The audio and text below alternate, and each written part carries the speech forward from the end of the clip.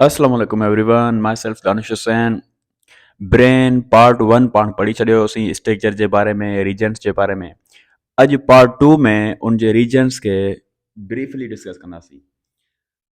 जेको उनजो वॾे मां वॾो रीजन हुयो उहो फोर ब्रेन हुयो ऐं अॼु मां उन करे ई फोर ब्रेन जो डिस्कस कंदसि। तव्हांजे फोर ब्रेन जे अंदरि टे शयूं इन्वॉल्व आहिनि: सेरिब्रम, थैलेमस ऐं लिम्बिक सिस्टम। लिम्बिक सिस्टम छा हूंदो आहे, सेरिब्रम ऐं थैलेमस छा आहे, उहो पाण अॼु डिटेल में पढ़ंदासीं। त पाण शुरू कयूं था सेरिब्रम खां।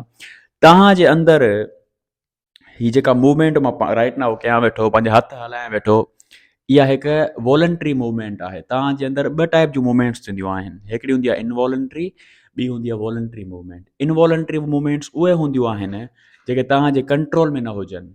जीअं मुंहिंजी हार्ट जेका आहे बीट पई करे, इज़ दैट पॉसिबल मां पंहिंजी हार्ट खे स्टॉप करे सघां थो? नो, मुंहिंजी विल जे मुताबिक़ मुंहिंजी हार्ट स्टॉप नथी करे सघे। अहिड़ियूं शयूं जेके मुंहिंजे मुताबिक़ कमु न कनि, उहे पंहिंजे हिसाब सां कमु कनि, अहिड़ियुनि शयुनि खे चइबो आहे इनवॉलंटरी। जीअं heart is a involuntary organ, उहो पंहिंजे हिसाब सां कमु थी करे। पर जेका मुंहिंजी आर्म आहे या मुंहिंजा जेके मसल्स आहिनि, बाइसेप ऐं ट्राइसेप, ठीकु आहे, इन जे अंदरि जेका कॉन्ट्रेक्शन थिए थी, इहा मुंहिंजे हिसाब सां थिए थी। इन में मुंहिंजी विल इन्वॉल्व आहे। त जंहिं ऑर्गन्स में तव्हांजी विल इन्वॉल्व हुजे, मूवमेंट में तव्हांजी विल इन्वॉल्व हुजे, अहिड़ी मूवमेंट खे चइबो आहे वॉलंटरी मूवमेंट। ऐं यादि रहे, सेरिब्रम पाण वॉलंटरी एक्शन्स खे कंट्रोल कंदो आहे। कंध खे हिलाइणु, ठीकु आहे बाबा, तव्हांजी लोकोमोशन करणु, हैंड्स जी मूवमेंट कराइणु, इहे सभु जेके तव्हांजा कम आहिनि, इहे सेरिब्रम कराईंदो आहे। त हिते मूं लिखियो आहे, it initiates various voluntary actions and control the sense organs. तव्हांजे जेके सेंस ऑर्गन्स आहिनि, तव्हांजे जेके अंदरि वॉलंटरी मूवमेंट्स आहिनि, इहे तव्हांजा केरु कंट्रोल थो करे? सेरिब्रम। उन खां पोइ it also help in solving और रीज़निंग और एनलाइटिंग एनी प्रोसेस। कंहिं बि जेका बि तव्हांजे अंदरि मैथमेटिक्स में मोस्ट प्रोबेबली तव्हां सॉल्विंग वारा टाइप वारा क्वेश्चन्स कंदा आहियो, ठीकु आहे। अगरि स्टेटिक्स में वञो था त उते तव्हां एनालाइज़ेशन कंदा आहियो, ठीकु आहे। उन खां अलावा तव्हां जेका सोच रखो था, सोचियो था, इन में बि तव्हांजे वॾे मां वॾो कमु कंहिंजो आहे? सेरिब्रम जो कमु आहे, ठीकु आहे। थिंकिंग थी वई, रीज़निंग थी वई, सॉल्विंग थी वई, इहो कंहिंजो कमु आहे? सेरिब्रम जो कमु आहे। ऐं सेरिब्रम कंहिंजो हिसो आहे? फोर ब्रेन जो हिसो आहे। फोर ब्रेन खे ॿियो छा चइबो आहे? Prosencephalon. छा? Prosencephalon. It's another name of forebrain. Question इहो अची सघे थो बाबा। उन खां अलावा it is also known as the largest part of brain. तव्हांजे ब्रेन जो लार्जेस्ट पार्ट इन करे आहे छो 80% जेका ब्रेन जे अंदरि बनावट आहे उहा कंहिंजी आहे बाबा? सेरिब्रम जी आहे, ठीकु आहे। उन खां पोइ this area is also known as centre for sending nerve impulse to the voluntary muscles. इलाही इंपॉर्टेंट पॉइंट आहे, ये इलाही इंपॉर्टेंट पॉइंट आहे। हिन में चए थो त तव्हांजे अंदरि जेके बि वॉलंटरी मसल्स आहिनि, जीअं मुंहिंजी ॿांह जो एग्ज़ाम्पल ॾिनो, या जीअं मां हलां थो, इहे मुंहिंजे मुताबिक़ मुंहिंजी विल जे मुताबिक़ थिए थो, त इन्हनि खे त का शइ मैसेज ॾींदी। मैसेज, इलेक्ट्रिक मैसेज जो कमु आहे। तव्हां जेका नर्व इम्पल्स आहे, मैसेज ॾियणु, उहो इलेक्ट्रिक मैसेज आहे। हिकिड़ो हूंदो आहे केमिकल मैसेज, हार्मोन्स चवंदा आहियूं, पर हीउ जेको सिग्नल अचे थो, इहो इलेक्ट्रिकल अचे थो by the help of brain. त ब्रेन में कहिड़ो हिसो आहे जेको इहो इलेक्ट्रिकल सिग्नल मोकिलाए थो वॉलंटरी मसल्स ॾे? त उहो बि तव्हांजो सेरिब्रम आहे। इन करे हिनखे चयो वियो आहे centre for sending nerve impulse to the voluntary muscles. जेके बि तव्हांजा वॉलंटरी मसल्स आहिनि, अगरि उन्हनि खे कमु कराइणो हूंदो आहे त उन्हनि ॾे मैसेज किथां ईंदो आहे? सेरिब्रम मां ईंदो आहे। एतिरी ॻाल्हि क्लियर थी वई। उन खां पोइ it contain convolutions which help to increase the surface area. कल्ह असां पढ़ियो होसीं, सल्कस गिरी पढ़िया हुआसीं, ठीकु आहे। इन सल्कस गिरी या फिजर खे मिलाए करे हिकिड़ो नालो कन्वोल्यूशन ॾिबो आहे, ठीकु आहे पुट। उहे छा में हेल्प कंदा आहिनि? सरफेस एरिया जी मेंटेन कंदा आहिनि। ऐं जेके इलाही जेके थिंकर हूंदा आहिनि, वॾा फिलोसोफर हूंदा आहिनि न, त उन्हनि जे अंदरि इहा कन्वोल्यूशन इलाही हूंदियूं आहिनि, ठीकु आहे पुट। उन खां पोइ cerebrum also involve in speech and also receive sensation of touch from all body parts. तव्हां जेको हींअर मां ॻाल्हायां वेठो, इहो ॻाल्हाइण मुंहिंजो केरु थो कंट्रोल करे? सेरिब्रम। अगरि मूंखे केरु टच कंदो, इहा टच मुंहिंजी कंहिं डिटेक्ट कई? सेरिब्रम कई। ऐं इहा टच तव्हांजे बॉडी जे कहिड़े बि हिसे जी हुजे, उनखे डिटेक्ट करण वारी जेका शइ हूंदी, महसूसु कराइण वारी जेका शइ हूंदी, उहो तव्हांजो कहिड़ो हूंदो? सेरिब्रम हूंदो, ठीकु आहे पुट। It also control the emotions, hearing and listening. तव्हां जेको हींअर मूंखे ॿुधो वेठा, इन्हनि खे जेको कंट्रोल करे वेठो, उहो बि तव्हांजो केरु आहे? सेरिब्रम आहे, ठीकु आहे पुट। हाणे ही हिकिड़ो जेको सिंपल जेके कम जूं 4 खां 5 6 शयूं आहिनि, इहे कम जूं शयूं मूं हिते लिखी छॾियूं आहिनि। उमेद आहे तव्हांखे सम्झ में अची वियो हूंदो ऐं ख़बर पइजी वई हूंदी त हिनखे लार्जेस्ट पार्ट छो चवंदा आहिनि ब्रेन जो, छो जो हिन जो इलाही कमु आहे बाबा। मां चवां थो 80% जेको रोल आहे दैट्स ह्यूज, त for that reason it is the largest part of your brain. ठीकु आहे। Now we are moving towards thalamus. Thalamus केतिरो डिटेल सां मूं न लिखियो, ठीकु आहे पुट। थैलेमस खे सम्झण जे लाइ हिकिड़ो कॉन्सेप्ट तव्हां वटि लाज़मी हुजणु खपे। छा थींदो आहे, कनेक्शन हूंदो आहे तव्हांजे लिम्बिक सिस्टम में ऐं सेरिब्रम में। उन कनेक्शन जे अंदरि सेंसरी इंफॉर्मेशन खे एक्सचेंज करण लाइ जेको रोल प्ले कंदो आहे उहो तव्हांजो थैलेमस कंदो आहे। It help to provide the connection information between limbic system and cerebrum. Cerebrum ऐं लिम्बिक सिस्टम जे विच में जेका बि कनेक्शन थींदो, जेका बि सेंसरी इंफॉर्मेशन शेयर थींदी, उन जे अंदरि जेका इन्वॉल्वमेंट हूंदी आहे कंहिंजी हूंदी, थैलेमस जी। त मूं हिते इहा ई पॉइंट लिखी आहे, it carry sensory information to limbic system and cerebrum which is auditory and visual. तव्हां जेके शयूं ॾिसो था, ठीकु आहे, उन्हनि शयुनि खे आइडेंटिफाई कंदा आहियो। तव्हां पंहिंजे कज़न्स रिलेटिव वग़ैरह खे माना सुञाणे वेंदा त हीउ मुंहिंजो कज़न आहे या हीउ मुंहिंजो दोस्त आहे, या कंहिंजो आवाज़ु ॿुधी करे तव्हां सम्झी वेंदा आहियो त हीउ मुंहिंजे बाबा जो आवाज़ु आहे, हीउ मुंहिंजी मम्मा जो आवाज़ु आहे। इहो सॼो जेको शइ कंट्रोल करे थो उहो तव्हांजो थैलेमस थो करे। ठीकु आहे पुट, इहा बि ॻाल्हि क्लियर थी वई। उन खां पोइ असां ईंदासीं लिम्बिक सिस्टम ते। लिम्बिक सिस्टम में तव्हांजा कहिड़ी कहिड़ी शयूं मौजूदु आहिनि? Hypothalamus, hypothalamus, hippocampus, hippocampus and amygdala. इहे टे शयूं मिली करे हिकिड़ो सिस्टम ठाहींदियूं आहिनि जंहिंखे चइबो आहे लिम्बिक सिस्टम। पुट, लिम्बिक सिस्टम जो इलाही वॾो रोल आहे। जेके तव्हांजा जेके सेंसिटिव कम आहिनि उन्हनि जे अंदरि तव्हांजे लिम्बिक सिस्टम जो वॾो रोल आहे।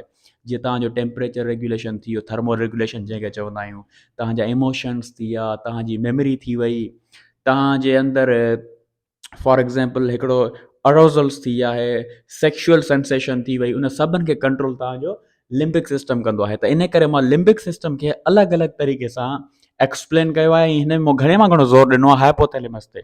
ठीकु आहे पुट। त लिम्बिक सिस्टम छा आहे?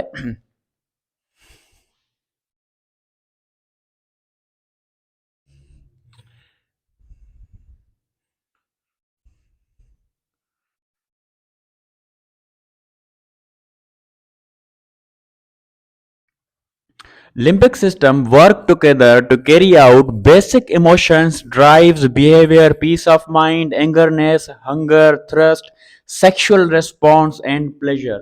तव्हांजे अंदरि जेको बि प्लेजर आहे, उञ लॻे थी, बुख लॻे थी, चिड़ अचे थी, बिहेवियर चेंज था थी वञनि। ठीकु आहे। इवन तो गर्ल्स जे अंदरि मेंस्ट्रुअल साइकिल खे कंट्रोल करण वारो तव्हांजो लिम्बिक सिस्टम आहे।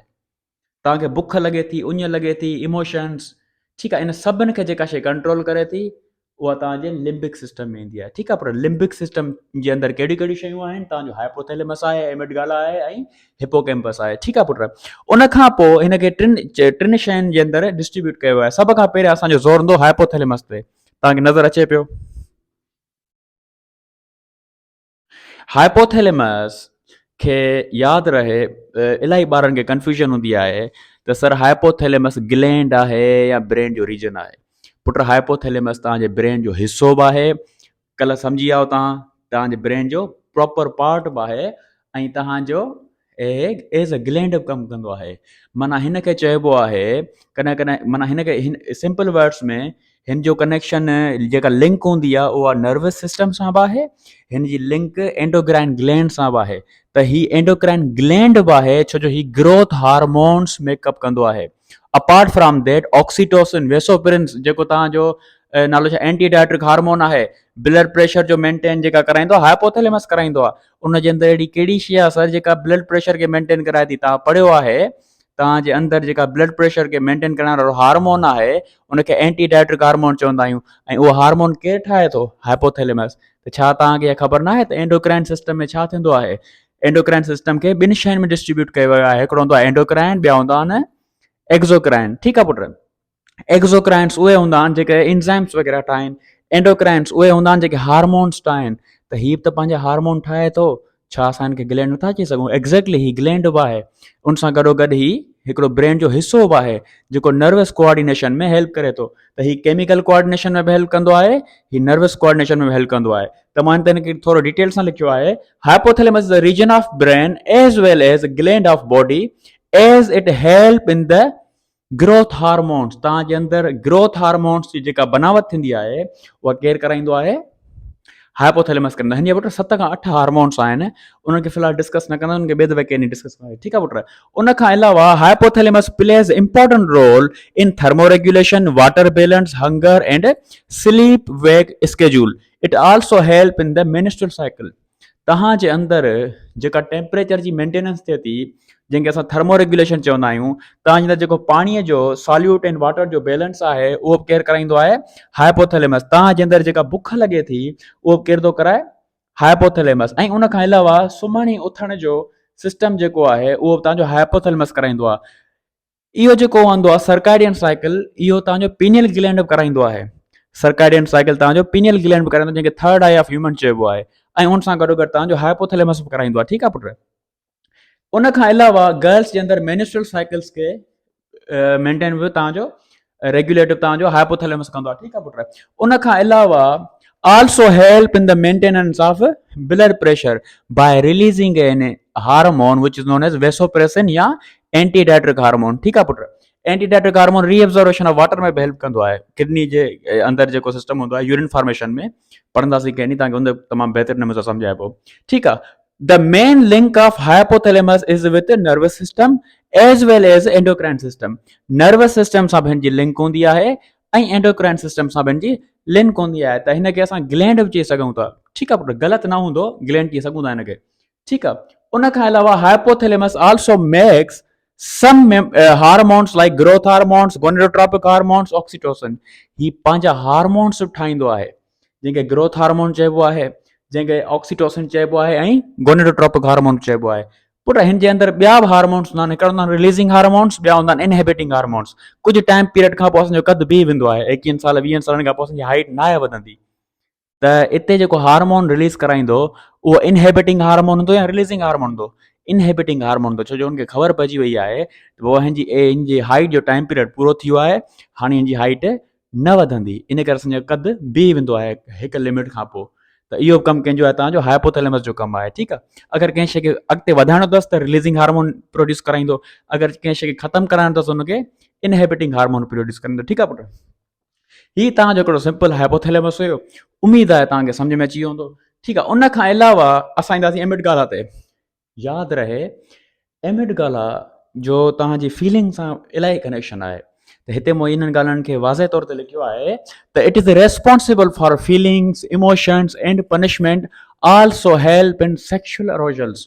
कुझु उमिरि खां पोइ, कुझु एज खां पोइ तव्हांजे अंदरि फीलिंग्स ईंदियूं आहिनि, तव्हांजे अंदरि अट्रैक्शन हूंदी आहे अपोज़िट जेंडर ॾे। उन अट्रैक्शन खे इनिशिएट करण जे लाइ तव्हांजे ब्रेन जे अंदरि जेको हिसो आहे उहो हिसो लिम्बिक सिस्टम मौजूदु आहे, उनजो नालो छा आहे? एमिडगाला। त फीलिंग्स जी रेस्पॉन्सिबिलिटी, इमोशन्स जी रेस्पॉन्सिबिलिटी, सेक्शुअल रिस्पॉन्स, इहे सभु एमिडगाला जो रोल आहे। ठीकु आहे? उन खां पोइ hippocampus. It also plays in important role in long term memory. कुझु माण्हुनि जो एक्सीडेंट थी पवंदो आहे त उन्हनि जे अंदरि याददाश्त हली वेंदी आहे, ऐं जॾहिं याददाश्त हली वञे हुनखे चइबो आहे डिमेंशिया।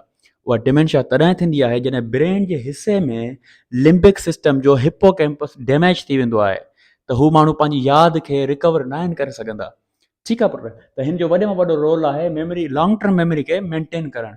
असांजे कॾहिं कॾहिं छा थींदो आहे, यादि माना को हादसो थींदो आहे, उन हादसे मां असां भली केॾो बि गहरो छो न हुजे पर टाइम खां पोइ असां उन जा आदी थी वेंदा आहियूं। माना जंहिं हादसे जे पोयां असां एॾो रोईंदा हुआसीं, पर कुझु टाइम खां पोइ असां छा नॉर्मल लाइफ में अची वेंदा आहियूं, एतिरो असांखे यादि करण सां एतिरो असरु न आहे पवंदो। इन जे बि अंदरि वॾो रोल कंहिंजो आहे? हिप्पोकैम्पस जो आहे। ठीकु आहे पुट? उन खां पोइ कुझु ॿ टे टर्मिनोलॉजीज़ आहिनि जेके तव्हांखे सम्झणु लाज़मी आहिनि। यादि रहे जेको फोर ब्रेन तव्हांजो हुयो, फोर ब्रेन जो ॿियो नालो छा आहे? Prosencephalon. Forebrain is also known as a prosencephalon. ठीकु आहे? मिड ब्रेन खे चइबो आहे मीज़नसेफिलोन। ठीकु आहे पुट? उन खां अलावा हिन जा ॿ नाला ॿिया बि अचनि था, उहे मां तव्हांखे ॿुधायां थो हुन में कहिड़ी कहिड़ी शइ। हिकिड़ो हूंदो आहे डायएनसेफिलोन। जॾहिं बि वर्ड डायएनसेफिलोन अचे, सम्झी वञिजो, someone is talking about thalamus and hypothalamus. डायनसेफिलॉन में तव्हांजो थैलेमस ईंदो ऐं हाइपोथैलेमस ईंदो। डायनसेफिलॉन जेको आहे पाण हिसो आहे कंहिंजो फोर ब्रेन जो।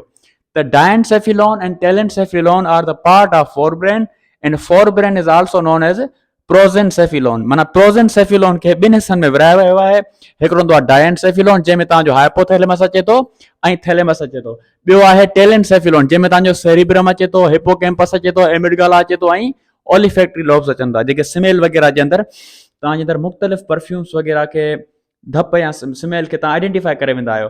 उनजे पोयां ओलिफैक्टरी जो वॾो रोल हूंदो आहे। ठीकु आहे पुट, हीअ जेके शयूं आहिनि इहे डिस्ट्रीब्यूट थियल आहिनि। डायनसेफिलाइन में तव्हांजो थैलेमस ईंदो ऐं हाइपोथैलेमस ईंदो। टेलेंसेफिलाइन में तव्हांजो सेरिब्रम ईंदो, हिपोकैम्पस ईंदो, एमिगडाला ईंदो ऐं ओलिफैक्टरी लोब्स ईंदा। उमेद आहे तव्हांजो जेको आहे फोर ब्रेन क्लियर थी वियो हूंदो।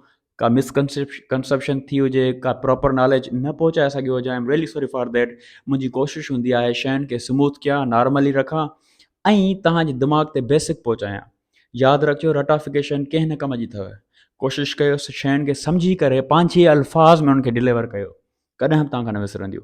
थोरो मिड ब्रेन जो आइडियो ॾींदुसि त मिड ब्रेन छा हुनजो एॾो वॾो रोल त न आहे। ठीकु आहे, एॾी डिस्क्रिप्शन जी आहे कान, आहे पर उहा मतिलबु तव्हांजे FSC पार्ट जे लाइ कम जी कान्हे, छो जो असांजे कोर्स में हिन जो डिस्कस न आहे थींदो। मिड ब्रेन जेको आहे इंसाननि जे अंदरि रिड्यूस हूंदो, माना घटि हूंदो आहे। स्मॉलेस्ट रीजन जंहिंखे चइबो आहे तव्हांजो मिड ब्रेन आहे। ठीकु आहे पुट, हिन जो कमु छा आहे? सभ खां इम्पोर्टेंट जेको कमु आहे हिन जो कमु आहे कनेक्शन खे बरक़रार रखणु, जेको हाइंड ब्रेन ऐं तव्हांजे फोर ब्रेन जे विच में जेको कनेक्शन आहे न, छो जो हीउ विच ते हूंदो आहे। हुतां जी इंफॉर्मेशन हेठि मोकिलींदो, हेठां जी इंफॉर्मेशन मथे मोकिलींदो। ठीकु आहे, त कनेक्शन जेको तव्हांजो बरक़रार रहे थो उहो केरु थो कराए? मिड ब्रेन कराए थो। उन खां अलावा तव्हांजो auditory and reflex of eye जी मूवमेंट में ईंदो आहे। तव्हां छा कंदो आहे? तव्हां कॾहिं कॾहिं तव्हांखे केरु सॾु कंदो आहे, तव्हां उन ॾींहुं निहारींदा आहियो। ठीकु आहे, माना तव्हां आवाज़ ॾांहुं रेस्पॉन्स ॾियो था, पंहिंजे कंहिं वॉइस खे रेस्पॉन्स ॾियो था by the help of neck muscles. त इहा जेका तव्हांजे अंदरि जेका रिफ्लेक्स ॾिनो आहे, माना रेस्पॉन्स ॾिनो आहे, इन रेस्पॉन्स जे पोयां तव्हांजो मिड ब्रेन आहे। माना तव्हांखे मूंखे केरु सॾु करे दानिश, त मां उन ॾींहुं रेस्पॉन्स ॾींदुमि, त इहो रेस्पॉन्स कंहिं ॾियारायो? मूंखे मिड ब्रेन ॾियारायो। ठीकु आहे, उन खां पोइ तव्हांजे आई जी मूवमेंट जे अंदरि जेका तव्हांजी आईज़ आहिनि उनजे अंदरि जेका मूवमेंट आहे, फॉर एक्ज़ाम्पल मूंखे केरु सॾे, ठीकु आहे, उन सां गॾु मां पंहिंजी अखियुनि खे बि निहारींदुमि। त इन जे अंदरि आईज़ जी मूवमेंट में अखियुनि जी रिफ्लेक्शन में बि जंहिंजो वॾे में वॾो रोल आहे उहो असांजे मिड ब्रेन जो आहे। हिनखे नालो छा ॿियो छा चइबो आहे? Mesencephalon. It is also known as a mesencephalon. ठीकु आहे पुट, उमेद आहे तव्हांजो शयूं क्लियर थी वियूं हूंदियूं। हिन जे पार्ट 3 सां मिलंदासीं। तमामु जल्द दुआउनि में यादि रखिजो। अल्लाह हाफ़िज़।